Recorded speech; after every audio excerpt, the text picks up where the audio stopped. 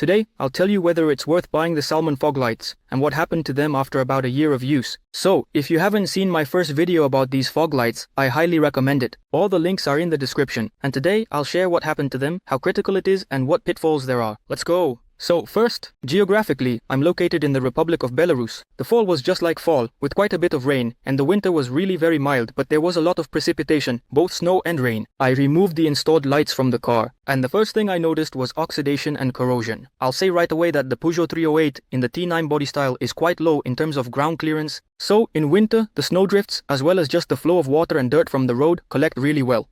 The cooling radiator is quite heavily covered in oxidation and dirt. Just so you know, it's located under plastic covers on all sides. There's just a ventilation hole in them, and that's exactly where dirt, salt, and water get in. And all of this, the radiator itself is aluminum, or at least made from some similar alloy. The electrical connector, it's in perfect condition. It's sealed, no complaints about it. As for the headlight itself, it's a bit better off. The headlight radiator is painted and it's all good, it's just dirty. And there's quite a bit of corrosion on the adjustment screw. So, if you just bought the headlights or want to install them, it really makes a lot of sense. This screw needs to be lubricated. As for the glazing of this headlight, I'd like to remind you that it's plastic, and also, I covered it with a protective film, and as you can see, the film has already been completely sandblasted. Although I have minimal highway mileage, mostly in one city. But still, as I mentioned in the last video, a protective film for the headlights is a must, you can't go without it. This is what the radiators look like up close. And something tells me that theoretically, if nothing is done with them, there could be cooling issues.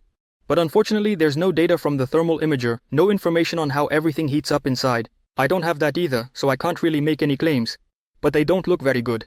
If this cooling unit is sitting out in the open, so to speak, and isn't covered by anything, it might get even worse, but that's not certain.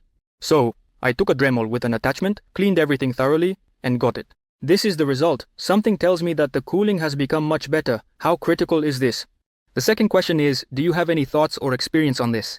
Leave your comments below. Well, the conclusion is, if you have these headlights or similar ones, don't be lazy and take a look inside.